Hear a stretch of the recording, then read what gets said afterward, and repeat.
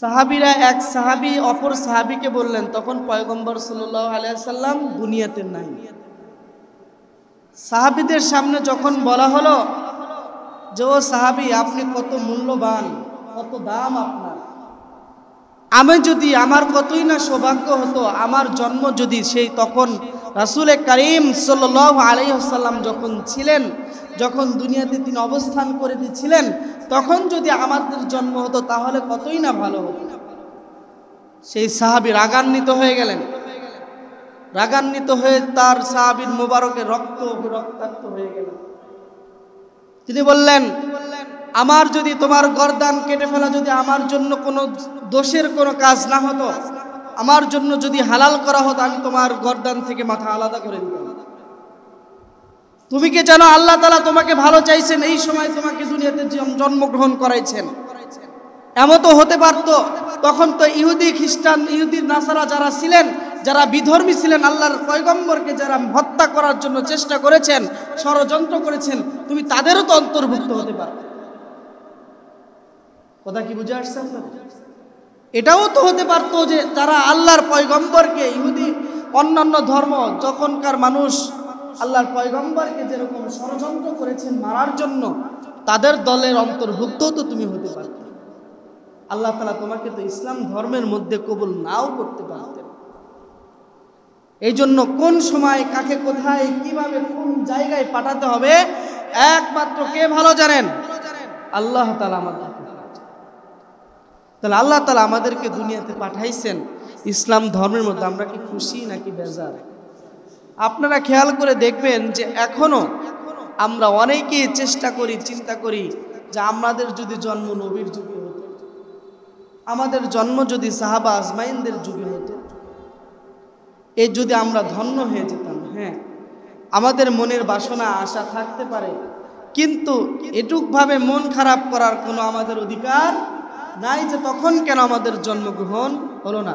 শুকরিয়া আদায় করতে হবে সবসময় আল্লাহ তাআলা, যে পয়গম্বরকে আমরা পেয়েছি, যার হাদিস আমরা পেয়েছি, যিনি যা বলেছেন, যা করেছেন, যা মন ও সম্মতি দিয়েছেন, সেটাই হাদিস আর সেটাই আমাদের মানার জন্য বলেছেন। তিনি যা হ্যাঁ বলেছেন সেটা শরীয়তের হুকুম হালাল, আর যেটা না বলেছেন সেটা শরীয়তের হুকুম, এটা হারাম। সেই পয়গম্বর আমরা পেয়েছি। পূর্বের জামানার নবী রাসূলরা সেই পয়গম্বরের উম্মত হওয়ার জন্য আল্লাহ তাআলার কাছে দোয়া করছে। এই জন্য সব সময় আমরা চিন্তা করব, ভাববো যে একমাত্র আল্লাহ তাআলা যে আমাদেরকে ভালোবাসবেন কিনা, কিভাবে কি করলে ভালোবাসবেন, সেটা একমাত্র আল্লাহ তাআলার কাছে আমাদের চেয়ে নিতে হবে, আমাদের জানতে হবে, বুঝতে হবে, সেই অনুযায়ী চলতে হবে। কথা কি বুঝে আসছে? আল্লাহ রাব্বুল আলামিন পবিত্র কুরআনুল কারীমের মধ্যে বলেন, ওয়াল্লাযীনা আমানু আশাদ্দু হুব্বাল লিল্লাহ, যারা মুমিন, যারা আল্লাহকে ভালোবাসে, আল্লাহ রাব্বুল আলামিন তাদেরকেও ভালোবাসেন। এই দুনিয়ার ভিতরে একমাত্র আল্লাহ রাব্বুল আলামিনকে যারা ভালোবাসবে, তার পয়গম্বর রাসূল সাল্লাল্লাহু আলাইহি ওয়াসাল্লাম হাদিস ও সুন্নাহ মতো যারা চলবে। হাদিসে আসছে, যে ব্যক্তি আল্লাহর পয়গম্বরকে ভালোবাসলো সে আল্লাহ তাআলাকে ভালোবাসলো। যে আল্লাহর পয়গম্বরকে ভালোবাসলো না, আল্লাহর পয়গম্বরের কথা অনুযায়ী চললো না, সে আল্লাহকে ভালোবাসলো না। এই দুনিয়ার ভিতরে যদি আল্লাহ রাব্বুল আলামিনকে যদি আমরা ভালো না বাসতে পারি, তাহলে তো আমরা মৃত্যু পরে আমাদের জন্য অপেক্ষা করবেন কঠিনোত্তর কঠিন জাহান্নাম। দুনিয়াতে যদি আল্লাহ তাআলাকে ভালো না বাসতে পারি, তাহলে আমাদের কোথায় যেতে হবে? জাহান্নাম ছাড়া কি আমাদের কোনো উপায় আছে? দুনিয়াতে যার সাথে যার মহব্বত, তার সাথে হাসর কিয়ামত একটা আছে না, হাদিস আছে না? আমি আপনি যাদের সাথে মহব্বত রাখবো, যাদেরকে ভালোবাসবো, তাদের সাথে আল্লাহ তাআলা আমাদের কি করবেন? হাসর নাসর করাবেন। বন্ধু নির্বাচন করতে হবে। আমরা বন্ধু করি সৎসঙ্গে, বলেন তো একটু এই প্রবাদটা, সৎসঙ্গে স্বর্গবাস, অসৎসঙ্গে সর্বনাশ। যদি একটা ভালো মানুষ যদি দৈনিক তিনি 5 ওয়াক্ত নামাজ আদায় করে ভালোভাবে থাকে, সে যদি অন্য বেনামাজির সাথে থাকে, সেও কিন্তু এক সময় অন্য বিধর্মীদের মতো, ওই লোকটার মতো বেনামাজি হয়ে যায়। সব সময় দেখবেন যে যখন খারাপ যদি দুইটা মানুষের সাথে থাকা যায়, ওই দুইটা মানুষের সাথে একজন ভালো মানুষ কেউ সেটা কি হয়ে যায়? খারাপ হয়ে যায়। আর দুইটা ভালো মানুষের সাথে যদি একটা ভালো মানুষ, একটা মন্দ মানুষ, খারাপ মানুষ দুনিয়াতে আমাদের চোখে যাদেরকে খারাপ দেখায়, দুনিয়াতে গুনাহের কাজ করে, ওই মানুষগুলো যখন ওই ভালো মানুষের সংস্পর্শে যায়, তাহলে সেই মানুষটাও ভালো হয় কি হয় না বলেন? আপনি আপনার বন্ধু আছে 4-5টা 5-7টা বন্ধু আছে, আপনার বন্ধুদের সাথে সপ্তাহে একদিন বা মাসে একদিন বা বছরে একদিন হলেও একদিন তার সাথে সময় কাটান কি কাটান না বলেন? ওই যে সময়টুকু কাটালেন, এই কাটানোর সঙ্গে সঙ্গে যখন ওই মানুষগুলো একটু হলেও, ওখানে যদি 5 জন মানুষের মধ্যে 2 জন মানুষ নামাজ পড়ে আর ওই বাকি 3 জন বসে আড্ডা মারে, আর যদি 3 জন মানুষ বা 2 জন মানুষ একবার নামাজ পড়লো, দ্বিতীয়বার নামাজ পড়লো, আর এই একবার দুইবারই যদি অপর বন্ধুদেরকে বলা হয়, তাহলে দেখা যায় একবার দুইবার তৃতীয় সময় কি করে? ওই বন্ধুদের সাথে 1 রাকাত নামাজ হলেও নামাজ পড়ার চেষ্টা করে কি করে না? করে কি করে না? তা আমাদের সন্তানরাও কোথায় কি করছে, তারা কোন বন্ধুর সাথে মিশতেছেন? গাছের আনাচে কানাচে বিভিন্ন জায়গায় মাসাল, টি স্টল, চা স্টল, বিভিন্ন জায়গায় তারা সময় অহেতুক কাটাচ্ছে কিনা, না কি করছে? এটার একটার দায়িত্ব আমার আপনার না, অন্য মানুষের। আমার আপনার না। তাহলে মনে রাখবেন, আমার আপনার সন্তানরাও যখন যাদের সাথে কি মিশবে, আমার আপনার সন্তানরাও সেই ওইরকম ভাবেই তারা দুনিয়াতে সেই রকম প্রতিষ্ঠিত হবে। আপনারা জেনে থাকবেন যে অনার্স লেভেলের যখন ভাইবা হয় শেষে, তখন অন্য জায়গার বিভাগীয় প্রধান অথবা অন্য জায়গা থেকে ভাইবা নেওয়ার জন্য আসে কি আসে? এই যে পরীক্ষা, তাদের সাথে যখন পরীক্ষা দেওয়া হয়, তাদের সাথে মত বিনিময় করা হয়, সেরকম আমারও অনার্স সিরাজুল সরকারি কলেজ থেকে শেষ গতকালকে ভাইবা হয়েছে। যে শিক্ষকটা আসছেন তিনি যশোর মহিলা কলেজের অধ্যক্ষ আসছেন। উনি বললেন, বা আমাদের স্যার ওনার ব্যাপারে বললেন, উনি দৈনিক 18 ঘন্টা লেখাপড়া করেছেন। কত ঘন্টা? 18 ঘন্টা তিনি লেখাপড়া করেছেন। এমনকি আমি এবং আমার সহপাঠী যারা আছে তারা সবাই তার কাছে তার কথা এবং তার প্রশ্ন শুনে মনে হলো, তার আলোচনা, তার বক্তব্য শুনে মনে হলো যে আমরা মনে হয় শিশু শ্রেণীতেও এখন পর্যন্ত পড়ি নাই তার কাছে। এত তিনি মেধাবী এবং এত তিনি জ্ঞানী ছিলেন। তার সাথে অনেকক্ষণ সময়, প্রায় 25 দিন সারাটা দিন তার সাথে সময় কাটানোর সুযোগ হয়েছে। আলহামদুলিল্লাহ।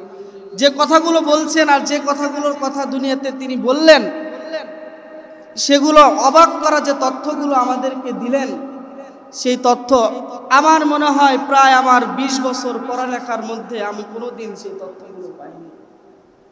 এজন্য সবসময় ভালো মানুষের সংস্পর্শে, শিক্ষিত ব্যক্তির সংস্পর্শে যে কিছুক্ষণ হলেও 1 ঘন্টা হোক, আধা ঘন্টা হোক, তার নসিহতমূলক কিছু কথা আমাদের শোনা, এগুলো আমরা করি না। আমরা সব সময় এই ফোনের মধ্যে আসি। কোথায় আসক্ত?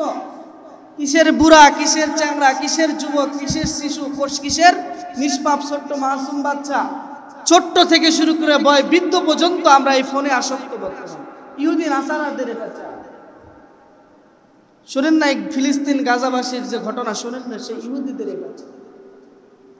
মানুষকে সারা বিশ্বের, শুধু ইসলাম ধর্ম নয়, প্রত্যেকটা ধর্মের মানুষকে এই ফোনের পিছনে আসক্ত করে তারা তাদের ফায়দা হাসিল করে নিচ্ছেন।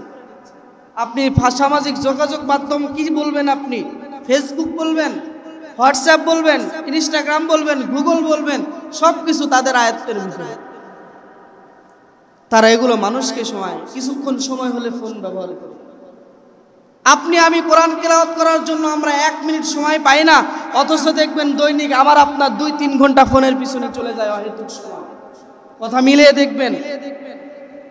আপনার আমার ইচ্ছা হয় না, আশা হয় না, এজন্য কোথায় কখন সময় বের করতে হবে সেটা আপনি যদি কোনো কিছুকে একটু গুরুত্ব দেন, প্রাধান্য দেন, শত ব্যস্ততা, হাজার কোটি ব্যস্ততার মধ্যেও ওই সময়টুকু আপনাকে বের করার জন্য সম্ভব হবে। আর যদি তাকে প্রাধান্য না দেন, ভালো না বাসেন, যদি হাজার ব্যস্ততা না থাকার কারণেও যদি সারাদিন শুয়ে বসে থাকে, তারপরেও আপনার সেখানে সেই সময়টুকু বের হবে। কুরআনুল কারীমকে আমরা মহব্বত করি না, ভালোবাসি না। কোরআন থেকে পিছে, আমরা ইসলাম থেকে দূরে। আজকে ইসকন আমাদের একটা সংখ্যালঘু, যে দেশ সংখ্যালঘু, হিন্দু সংখ্যালঘু না? সংখ্যায় আমরা কতজন? মুসলমানরা কতজন? কত পার্সেন্ট?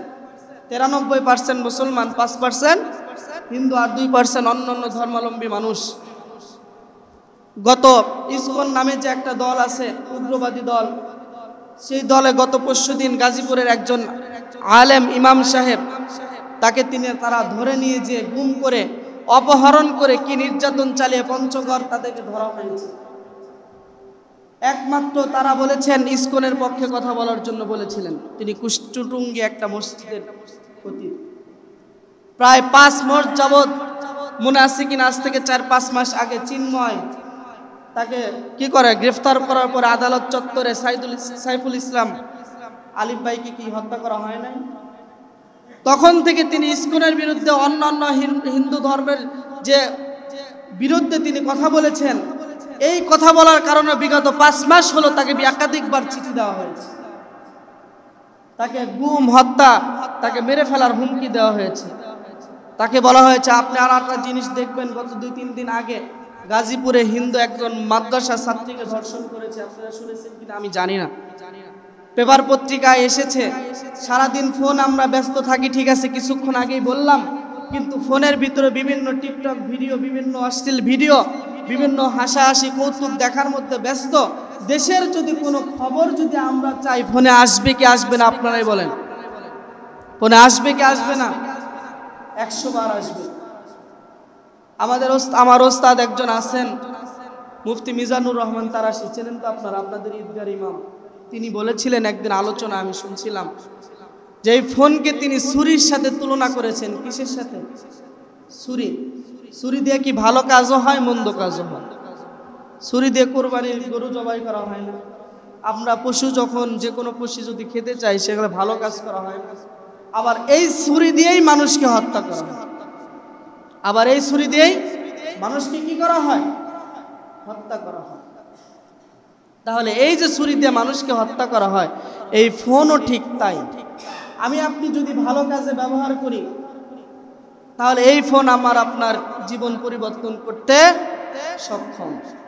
আর আমি আপনি যদি এই ফোন খারাপ কাজে ব্যবহার করি, আমাদের নষ্ট করতে এই ফোনের আর কোনো সময় লাগবে কি? লাগবে না। তবে খারাপ দিকটাই বেশি। তবে কোন দিকটা বেশি? খারাপ দিকটাই বেশি। কারণ মানুষ খারাপ দিক আগে ভালোভাবে বেছে নেয়, আর ভালো দিকটা পরে দুষ্টভাবে, অন্যভাবে, অবহেলায় তারা কি করে দেয়। কারণ মানুষকে যখন নিষিদ্ধ করা হয়, নিষিদ্ধ কোনো কাজ যদি করা হয়, তখন মানুষ কি করেন? ওই নিষিদ্ধ কাজটাই আগে করেন। আর যখন যেটা ছেড়ে দেওয়া হয়, সেই কাজটা করতে চায় না। বিগত প্রায় 5 মাস আগে কি করেছিলেন তিনি? জুমার বয়ানে তিনি বলেছিলেন, তিনি ইসকনের বিরুদ্ধে আমাদের বাংলাদেশে হিজবুত তাহরির নামে একটা উগ্র সংগঠন রাষ্ট্র বলেছিলেন, নিষিদ্ধ করা হয় নাই। আর অনেকগুলো সংগঠন আছে উগ্র, তাদেরকে নিষিদ্ধ করা হয়েছে। ঠিক ইসকনকেও বাংলাদেশে নিষিদ্ধ করতে হবে। কারণ এত বড় একটা সময়, প্রায় দীর্ঘ 1 বছর পার হয়ে গেছে, গত 24-এর 5 আগস্টের পরে এরকম ঘুমের কোনো খবর আমরা পাই নাই। এত বড় একটা স্পর্ধা তারা দেখাইলো। আজকে তারা সাইফুল ইসলাম আইনজীবীকে হত্যা করে, তারা একটা হিন্দু মুসলমানদের সাথে সম্পর্ক করে তারা একটা মিশন চালু করেছে, যে হিন্দু যারা ইসকনের মধ্যে আছে, তারা মুসলমান মেয়েদের সাথে প্রেমের সাথে খারাপ প্রলোভন দিয়ে তাদেরকে ধর্ষণের শিকার করবে। তাদের একটা মিশন চালু করেছে। এই যে মিশন, এটা যদি আমরা প্রত্যেক ব্যক্তি থেকে যদি আমরা রুখে না দাঁড়াই, ভবিষ্যতে আমাদের অন্ধকার, তাছাড়া আর কিছুই না। কারণ আমাদের চারপাশ কি? আমাদের চারপাশ কি? বাংলাদেশের চারপাশ কি? ভৌগোলিক অবস্থান বলেন তো। একদিকে কি সাগর না? পানি আর পানি। ওদিকে কি আমাদের যাওয়ার কোনো সুযোগ আছে? আর আরো 3 পাশ কি? ভারত না? তাহলে এই 3 পাশই কিন্তু আমাদের আবদ্ধ ধরে আছে। ওই আবদ্ধ ওই দেশটা কি মুসলমানের দেশটা? হিন্দুস্থান। হিন্দুস্থান।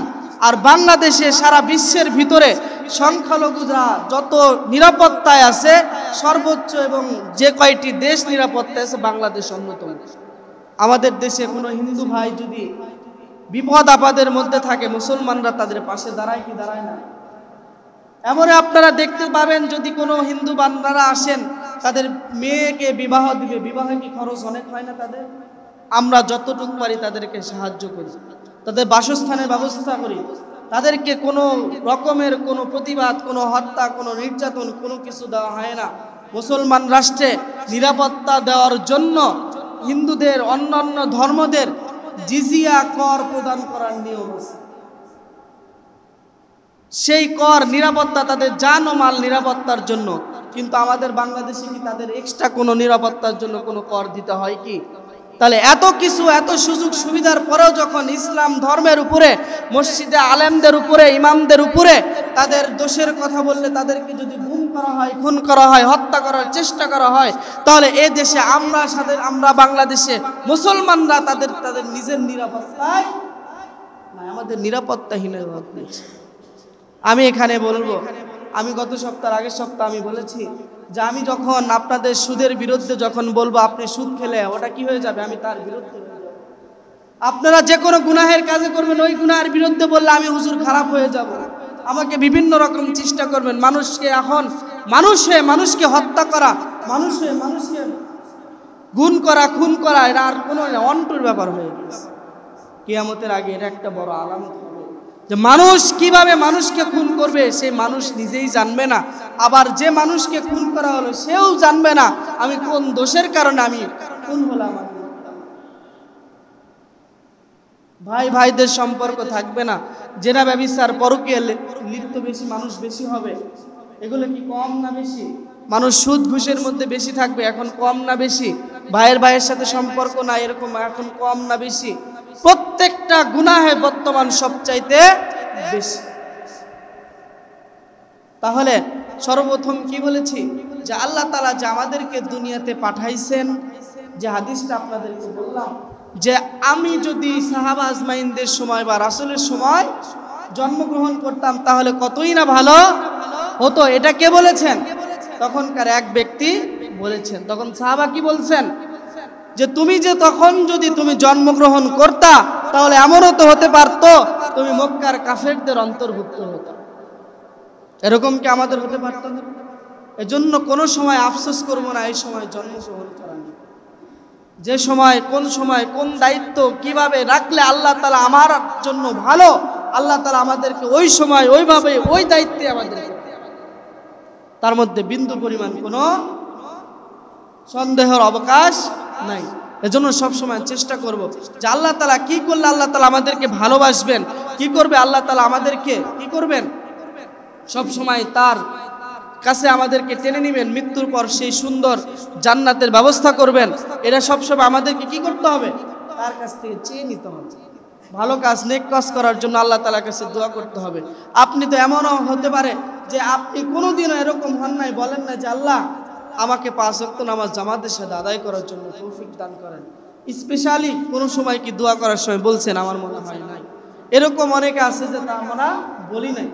আপনি এরকম হয়তো বলেন আল্লাহ আমাকে হালাল রুজি উপার্জন করার জন্য তৌফিক দান করেন, আল্লাহ আমার সন্তানদেরকে ভালো প্রতিষ্ঠিত করেন, ইসলামের সঠিক বুঝ তাদের দান করেন, আল্লাহ আমাদেরকে সর্বদা সবসময় আপনার হুকুম আহকাম মতো চলার জন্য তৌফিক দান করেন। এরকম দোয়া আল্লাহ তাআলার কাছে আমাদের, তাহলে আল্লাহ তাআলা আমাদেরকে দিবেন।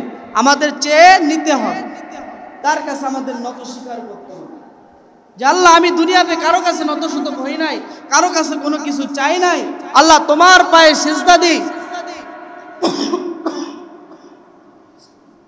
আল্লাহ তোমার পায়ে সিজদা দিই, আল্লাহ তুমি যা বলো তোমার হুকুম আহকাম মতোই মেনে চলবো, তুমি আমাকে ব্যবস্থা করে দাও, তুমি আমাকে তৌফিক দিয়ে দাও।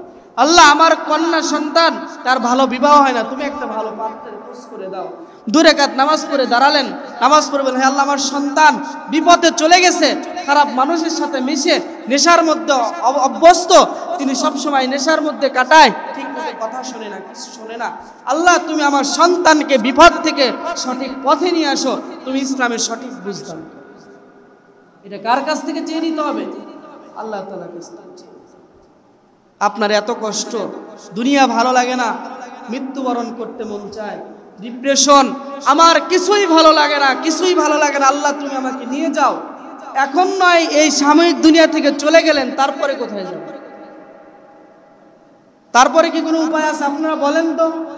দুনিয়াতে হয়তো বা আপনাকে 60 বছর, 70 বছর, 80 বছর নয় 100 বছর আপনাকে দুনিয়াতে হায়াত দেওয়া হয়েছে, তারপরে তো দুনিয়ার জীবন শেষ। আখিরাতের জীবন কি 100 বছর, 200 বছর? 300 বছর অনন্তকাল। যখন ছাত্র ছিলাম তখন এক আল্লাহর ওলির দরবারে গিয়েছিলাম, যাত্রাবাড়ি হযরত না ঢালকানগর হযরত, তার কথা আমি শুনছিলাম।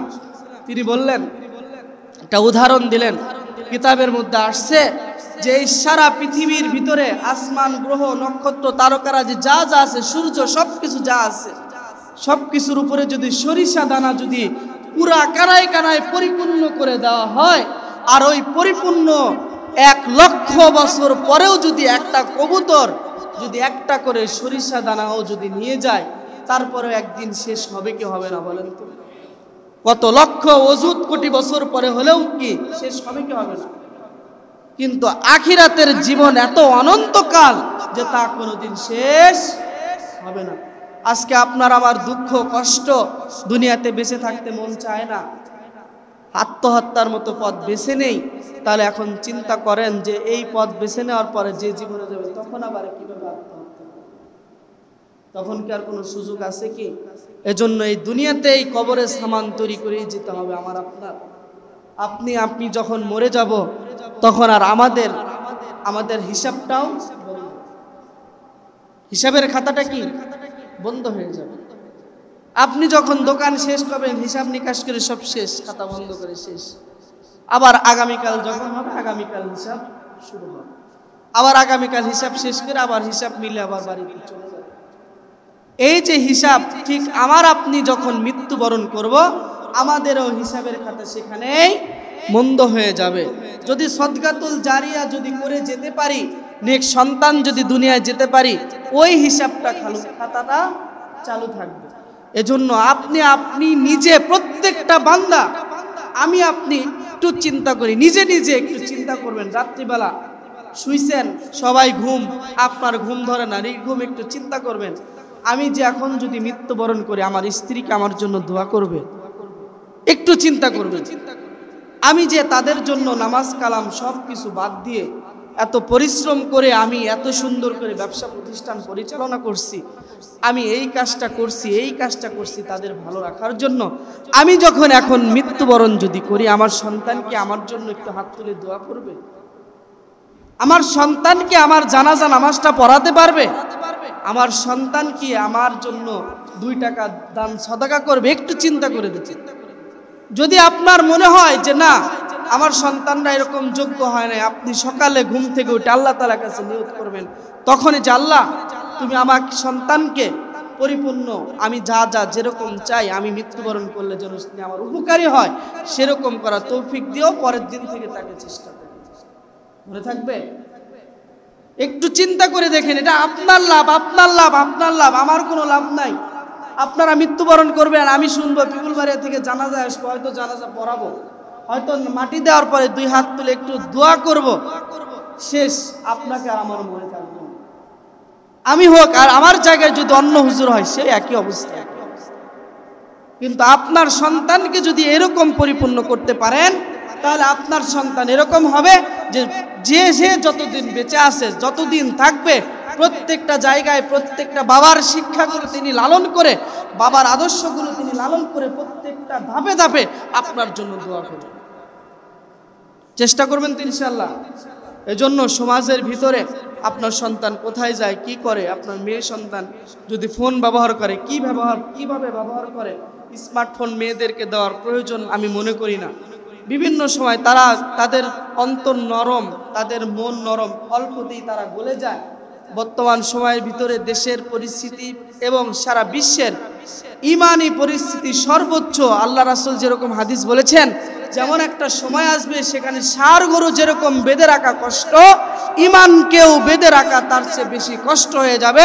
আর সেই যুগটা মনে হয় এখনকার যুগ, আমার মনে হয়। কারণ এখন ইমানকে ধরে রাখা খুব কঠিন, কারণ আপনি যতক্ষণ গুনাহ করবেন, আপনি যতক্ষণ কুদৃষ্টি করবেন, আপনি যতক্ষণ খারাপ ফাহিশাত কথাবার্তা বলবেন, আপনি যতক্ষণ গুনাহের মধ্যে থাকবেন, ততক্ষণ পর্যন্ত আপনার ঈমান আপনার কাছে থাকবে। আমরা সব সময় চেষ্টা করব ইনশাআল্লাহ। আল্লাহ তাআলা আমাদের কথাগুলোর উপর আমল করার জন্য তৌফিক দান করেন সকল, আল্লাহুম্মা আমিন।